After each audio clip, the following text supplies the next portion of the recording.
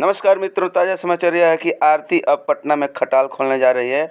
वह क्यों? तो छोटू को जिंदा रखने के लिए। यानी कि छोटू तो मर चुका है, लेकिन छोटू को जिंदा रखने के लिए, यानी कि उसका प्यार जिंदाबाद रखने के लिए आरती अब छोटू के नाम पे पटना में खटाल खोलेगी।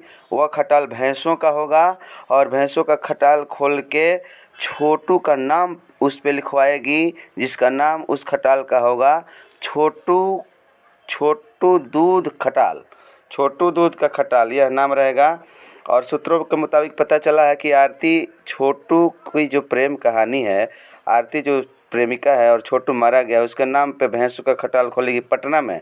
और आप ताज़ा समाचार सुनने के लिए मेरे चैनल को सब्सक्राइब ज़रूर करें।